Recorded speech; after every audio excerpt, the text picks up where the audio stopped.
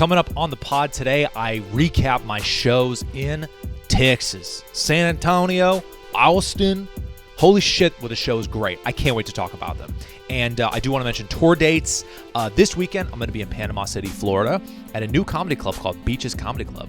I don't know who lives there. I don't know if I have any fans there, but I'm going, all right? I'm a Florida boy. And then I continue to be a Florida boy, take a couple weeks off. I go to St. Pete, Florida, July 19th through the 20th. By the way, if you live in Tampa, this is going to be your only chance to see me this year. So don't hold out and be like, he's probably going to come to Tampa later. I'm not. As much as I love Tampa, St. Pete, those are your shows. July 26th to the 27th, Houston, Texas. July 28th, Dallas at the Addison Improv, one of my favorite clubs in the entire universe.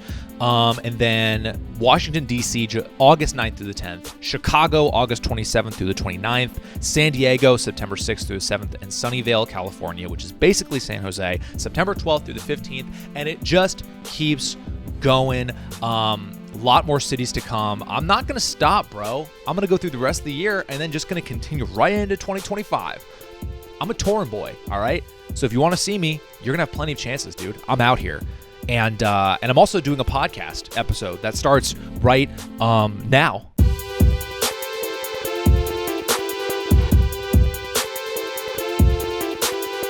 Yeah, man. We're locked in. The Willie B half hour starts now. What's good with you? How are you feeling? How's the weather? Probably too goddamn hot. Summertime, baby. Didn't know where I was going to go with that. Just said summertime, didn't know what the next word was going to be. Ended up being baby. Weird. Don't feel good about it. But am I going to cut it? No. Because you know I always keep it real with you. Ordered a new pair of sandals. It's a sandal summer, man. Summer will. Coming in hot, dude.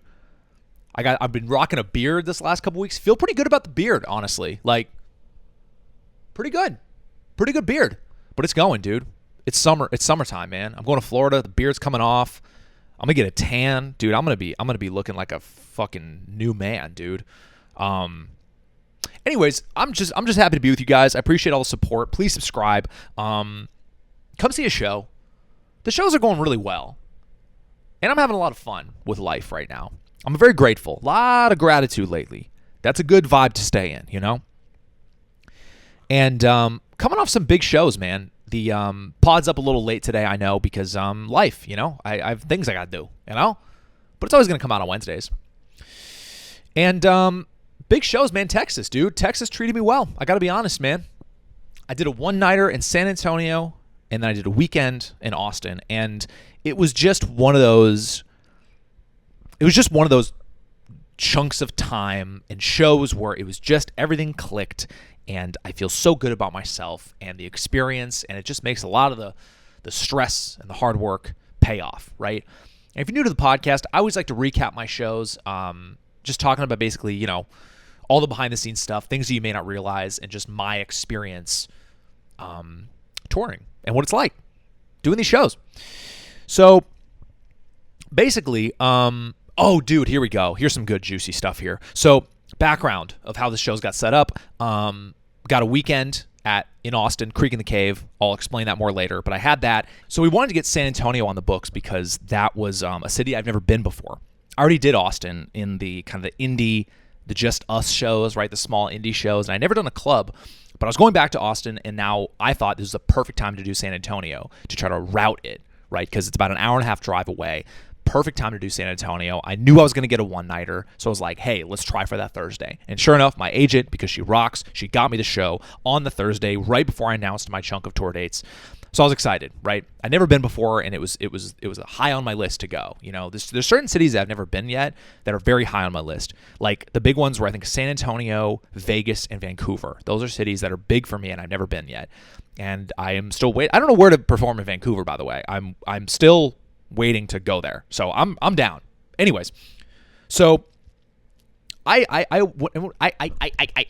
whenever I fly to a place that's further than I'd say Denver or Salt Lake, I will go day before because I don't want to risk the flight getting messed up and missing the show, right? That'd be a disaster. So if I'm doing like an East Coast show or a Midwest show, I'm flying in the day before just so there's no worries. And if something goes wrong, I have a whole other day to get there, right?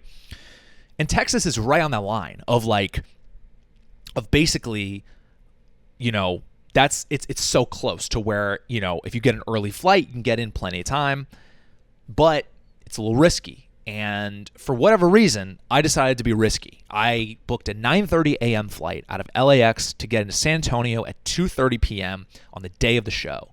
And the show's at 7:30.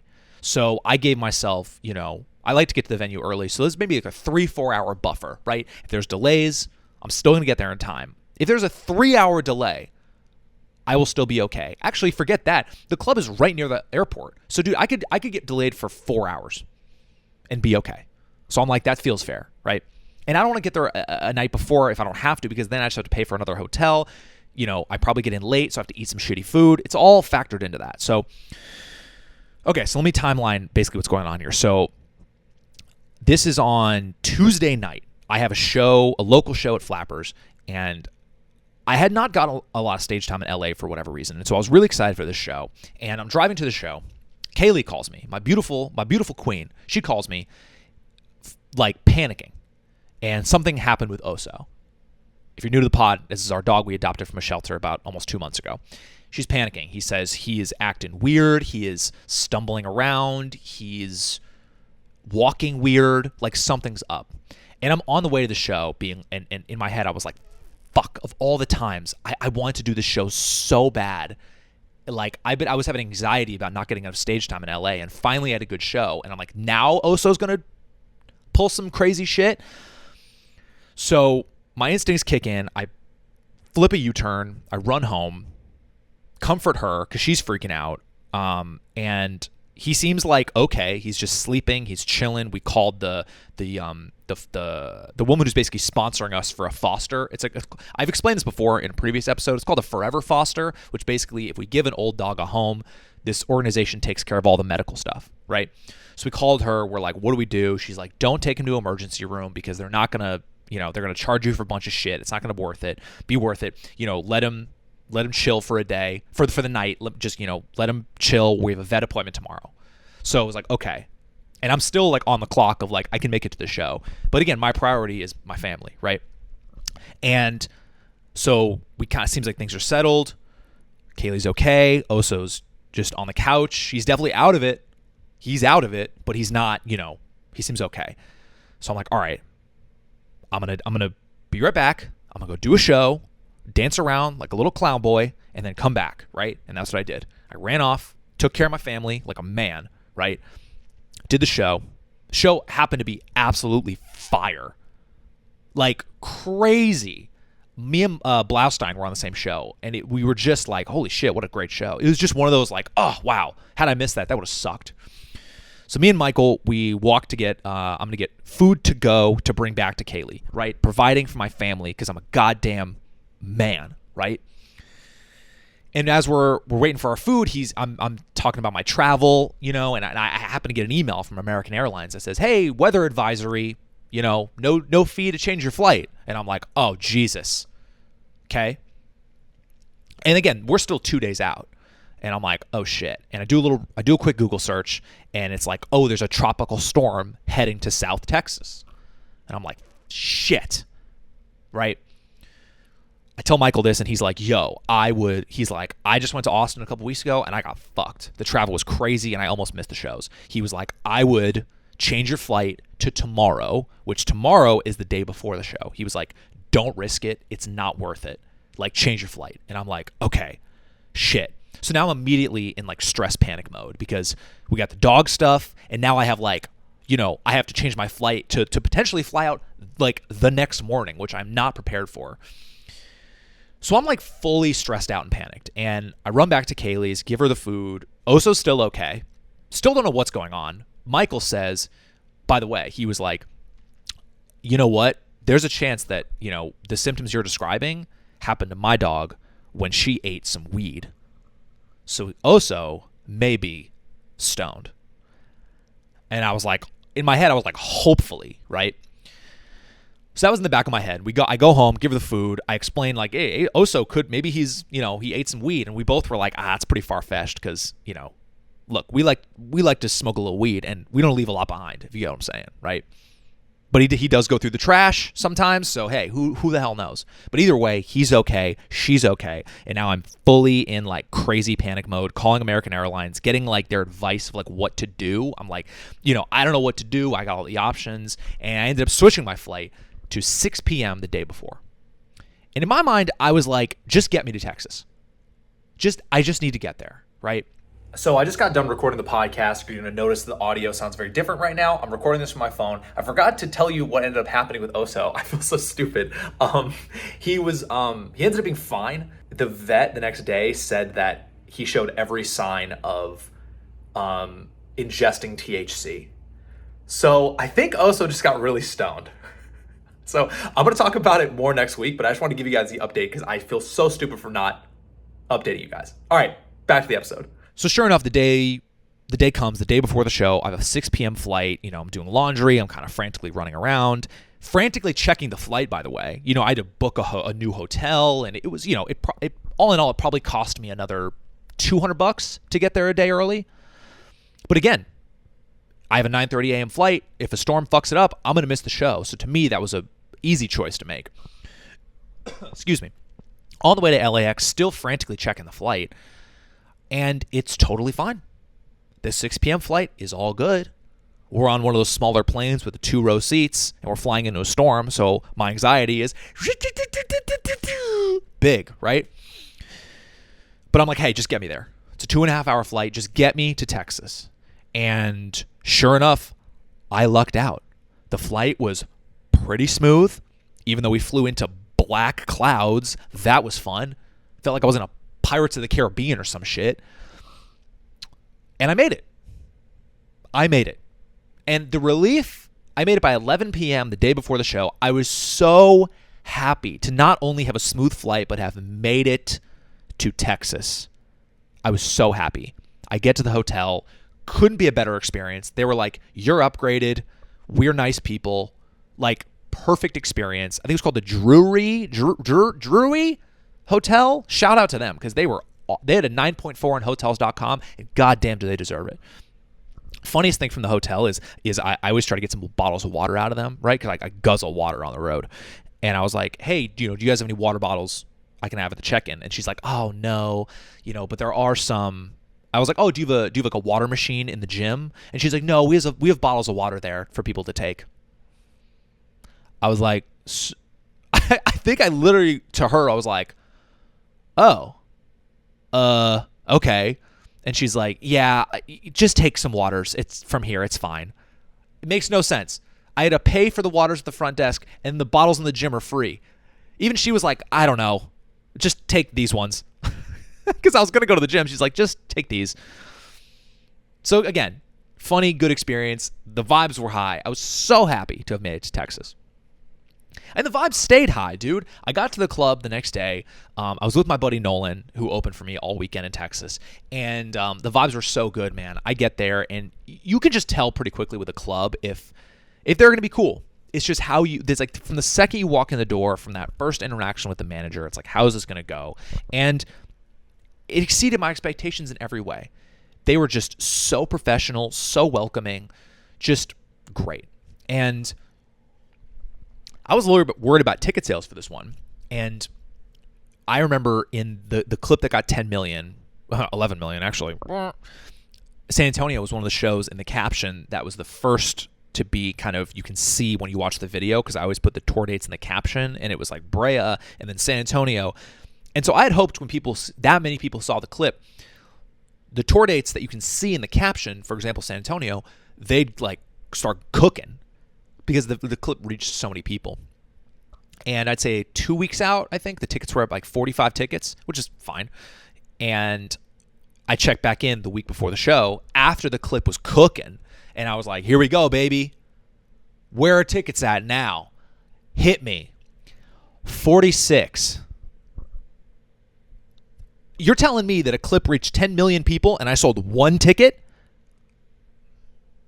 Immediately demoralized. Bummed.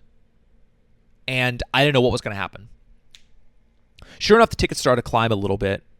I think they were like 70-something on the Monday of the week of the show. So I was like, all right, it'll be a show. It won't be sad. It'll be okay. And sure enough, I ended up selling 145 tickets on a Thursday, feeling great about it. I feel genuinely great about that. That's an amount of tickets on a one-nighter that I feel really good about. And club felt good too. And again, that's more evidence for me and my ticket sales stress is to chill the fuck out, because you'll be fine. It always works out. Those last minute, that last day or two, you see a big climb every time. But for some reason, there's still that uncertainty where I just worry, you know?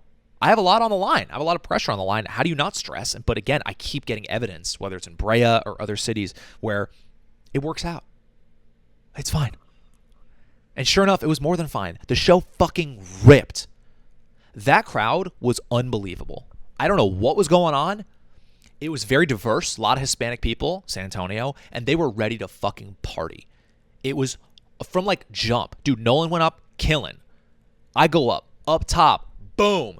Big energy, big laughs. I was doing some crowd work shit I was getting some of the biggest laughs I've gotten doing crowd work. Clapping, laughing, cheering. And it made me excited. I was doing big act outs. I can't wait to post clips from it. I have this clip about talking to a guy who worked at the border in Border Patrol, and I'm doing crazy act outs. Dude, I'm climbing the wall. Like, I am out of breath. But because the energy's so good in the room, they were like, go for it. And I was like, let's go. Let's fucking dance, right? It was such a great show. And again, at the end of the show, there was a big applause. You know, it's the thing of like, I put the mic in the stand, I say thank you, and I'm going to talk, you know, basically going to explain the meet and greet. This is after I close the show with the jokes. And I kind of take a second to say thank you. And the applause just kept going, right? And it was one of those moments that I've experienced a few times. I'm very grateful for that feeling in that moment. And I really tried to soak it up. Because you're in that moment, the mic is in the stand, you're just standing there, people are just cheering and clapping. To me, that's like that's the peak of the performing experience, is to be standing there and to people be cheering so much that you have to just stand there. And in the past, I felt like I didn't know what to do in those moments. I almost would cut them off because I felt uncomfortable about just standing there. But now, I've been doing it a little bit longer, I feel comfortable with just soaking it in, man. Like, that's hard work paying off in a moment there. So I really enjoyed that. And just being present. One of the longest meet and greets I've had. Dude, the vibes were crazy, man. I can't wait to go back. It was so fun. And two things happened after. One of the things I realized that I need to restructure my set. How I was doing it up to this point was I would open with maybe 5 or 6 minutes of jokes, hit them hard, and then go right into crowd work, and then go back into jokes for another maybe 10 minutes, 8 minutes, and then go back into crowd work, right? I realized I was like, man, the opening 5 minutes, that kills, and then go into crowd work, and you're killing extra hard, especially when people are expecting crowd work. And then that pivot into more jokes is tough. And that second pivot, it's a lot of observational stuff. It's very clean. I'm not talking about sex.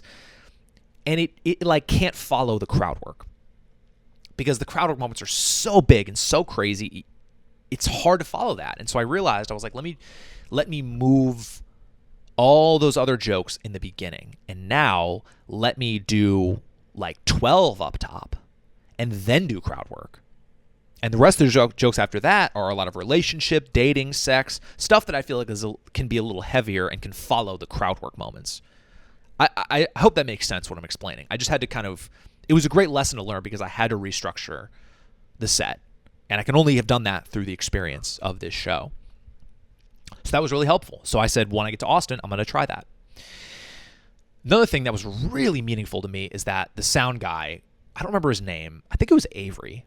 But he was so nice and so complimentary. He came in the green room after and said that management told him, not me, they told him that was one of the best one-nighters they've had in a long time.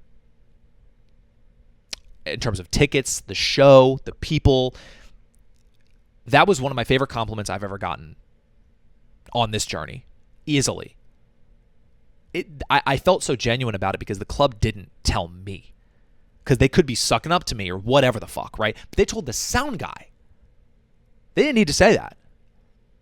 And I'm so glad he told me because that really, really, really meant a lot to me. So overall, love San Antonio. Next day, we're going to Austin.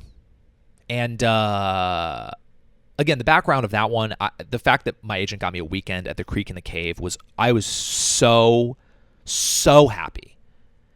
And I love that club. If you're a fan of stand-up, that's where Shane Gillis shot his first special, the one that is at a bajillion views and kind of launched him into bigger success. That's where he shot that. It's an amazing club. It's like a 200-seat room in the heart of 6th Street of Austin. It's right near Joe Rogan's new club. It's just a great place. And another reason where I was so excited about it and just it was so meaningful to me is that, dude, 2 years ago, almost to the same days, I was opening for Michael Blaustein there. And 2 weeks later, I am now headlining a weekend. If that doesn't make you feel good, I don't know what does. I'm so happy with that. And tickets are moving slow, though. Surprisingly slow for a weekend. And I didn't totally know why. I mean, looking at my email list, I don't have a huge demand in Austin compared to maybe like a Chicago, a Dallas. Austin's not a huge market for me, but I was a little disappointed with the ticket sales. I was like, what's going on here, right? I think it could be a lot of last minute people because Austin's a big party town. Maybe they just kind of just roll up. And also I figured, Rogan's club, the Mothership, I feel like that takes away a lot of these clubs' business because that's like, dude, they have the greatest comedians in the world there. And especially it's new, so the hype is still there. So I feel like, I don't know, I feel like some of the other clubs could it could be harder to sell tickets there. And I actually texted my agent to basically ask her that. I was like, hey, are people finding it harder to sell tickets at these other clubs, these weekend clubs because of the Mothership? And she kind of was like, not necessarily. And I was like, oh, cool. So it's just me? Okay, cool. But anyways, out of my control, I had to just, had to let it rip. Chaotic getting there for some reason. It was like a left too late, couldn't find the rental car drop off, just was like unnecessarily chaotic. So we drop off the rental car and get to the hotel. We're supposed to have 2 rooms at this hotel and they only have 1 room. So I'm like, okay, more chaos. Finally, everything got figured out. We check into our rooms, which are unbelievable. We stay at the Hotel Driscoll. So if anyone knows Austin, it's like it's such a nice hotel that they give tours there. It's like a museum. It's probably the nicest hotel I've stayed in on the road. And but dude, after all that chaos, I legit had 30 minutes to chill before heading to the club. No time. So tired. Just not the best. But gotta do it. And was it too hot in Austin? Of course it was, man. Dude, it was like 100 degrees outside and 50 degrees inside. I was either too hot or too cold the goddamn whole weekend. But luckily, it was like a 7-minute walk to the club from the hotel. So walked there, just swimming through humidity. Get to the club, a little unsure about how it was going to go in terms of the vibe. Sure enough, vibe, great. Staff, awesome. Ticket sales, great. Well, cool. Both shows had about 100 people, which, again, Friday late show is always the hardest. The fact that there's 100 tickets sold for that one, I was like, cool, all right. Again, vibes are great. And show starts, and they're making Nolan work. Compared to San Antonio, the vibe is very different. They were very, attentive and polite, but they weren't like, woo! They were just kind of like, yes, I see. These are fun jokes. Continue with the jokes. And so I went up, and sure enough, I did the first kind of rework of the weekend where I opened with more material, and it felt way better. Way better. Made way more sense. I can't believe it took me this long to figure that out. Opened with that. Again, crowd, a little tight. We're not electric, a little tight. Go into the crowd work, and that's when I have that Rubik's Cube moment, which I posted about yesterday. So if you want to look at my Instagram, go watch that. And that was a big moment. Big moment. So now in my head, I've let out almost like a relief. I'm like, oh, okay. Had my big crowd work banger moment. Want one of those every show. Finally had a big laugh. We're cooking. Now we're off. I'm pretty sure I said it into the microphone. I was like, all right, there we go. Now we're locked in. But again, the crowd was just a little bit tight. and which is fine. It's early. I'm not surprised that Austin is more of a late show town, but oh, dude, I made this mistake where and this led to another restructure of my set, is I was doing the crowd work portion. And here's a little inside scoop, is that I have my timer on the stool, and I know that once I hit a certain minute, then I am safe to do the rest of my jokes because I will hit the required amount of time. And so I was looking at the timer and almost was like, oh, I need to fill a little bit more time. With this new restructure of my set, I'm not as used to the rhythms of it. So I realized, I was like, oh, I got to do a little more crowd work to fill the time. So I'm talking to this other couple, and it's like I'm getting nothing from them. It's just like pulling teeth, getting boring, losing momentum. I knew it was bad when a person off to the side, the other side, I heard this. Bro, if you hear a sigh during the show, you're in trouble. So I immediately was like, oh, fuck, I gotta get out of this. I gotta pivot. I found some sort of exit, and boom, back into jokes. Started killing again, so it was fine. But I was like, man, that was an important moment to me. That sigh was like, something here needs to change, I feel like. Again, had a feeling the late show would be better. Quick turnaround time with the meet and greet. And sure enough, Friday late was like the best show of the weekend. One of my favorite shows I've had was Friday late in Austin. They were electric. Like, electric. Fantastic. And I did my second rework of my set. So I tried to do this thing, which ended up being huge, was in the early show, I felt like I was dilly-dallying with crowd work. These moments were taking too long. I was losing the momentum. I was losing the crowd. And so for the next show, I was like, what if I do crowd work kind of throughout the whole show? What if I kind of weave in and out of it? Instead of having it be like, this is the crowd work portion. Here's where you get all of your crowd work and all of your clips. And here's, fingers crossed, it's funny. And I was like, what if I kind of just go in and out of it instead? And I did. And dude, I unlocked something. I did a little bit less time because I didn't gauge the time as well because I'm not used to doing it like this, but I legit was just going in and out of crowd work the whole set. I would go in to do a little bit of crowd work here, get a big moment, boom, get out, back to jokes. Let's touch base with these people, get a good moment, boom, we're out. It's this time where you're like talking to people for too long, trying to pull anything funny out that you're just losing them. So if anything, these quick spurts were way better. And it was mostly during the portions that I talk about. Well, it was entirely during the portions about relationships, dating, sex. And so that's easy transitions to make. If I'm talking to a couple, easy. I can transition to any joke from that. If I talk to a person, it's like I can always find a way to get back into the material. So I would go like crowd work, boom, let's do a couple more jokes. Boom, let's do more crowd work. And it was just, I was weaving in and out of it the whole show. And what I realized was so great about it, not only was just it felt more fun, is the crowd felt more engaged. And ever since I've been headlining, I've always realized that it's like the last 10 minutes of the show, it's like people are tired. And those are some of my best jokes, and they're just not. It's like you start to kind of lose them because it's like they've already paid their check. They're getting tired. They've been laughing so much. They're just like, And I was always like, man, how do I get out of that lull? Because I those are some of my best jokes. I want them to be engaged, right? And when I did this method of the weaving in and out of crowd work, there was no lull. Zero. They felt engaged from start to finish.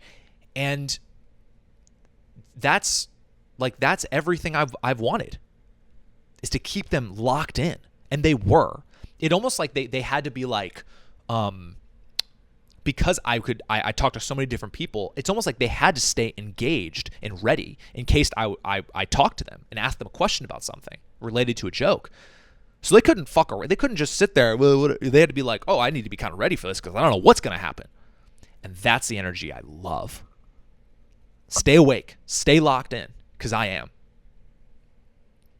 And it just stayed the same way the whole time. And what's great about these weekends is because I now have 2 more sets to figure this out. It's these reps. And so sure enough, I do the same thing on Saturday, and it's like awesome. Both shows were great. And it really felt like, wow, not only did I unlock something, but I feel like I leveled up as a headliner. These are some of the best shows I did, purely from a format and content perspective, because I was just in this new bag of like doing this very like creative, different type of show that I've never seen a comedian do the like kind of in and out of crowd work the whole show. And I'm sure people have done it, but I've never really seen that. And so now I have this new reinvigorated, whatever that word is, this new energy where I'm it feels like a new thing I'm doing. And I'm really excited about it. It really feels like I leveled up as a headliner. Like, who saw that coming, man? But now I'm even more locked in for the rest of these shows with this new method. And I'm just, I just feel great about it. I feel so confident and fantastic about the art that I'm presenting, which I think is like, it's huge. You guys are going to get a better show now. And when I come back to your city, it's going to be a better show too, with newer material. The vibes are up. I ended up selling 392 tickets in Austin. The goal for me, with where they were at, the goal was about 400.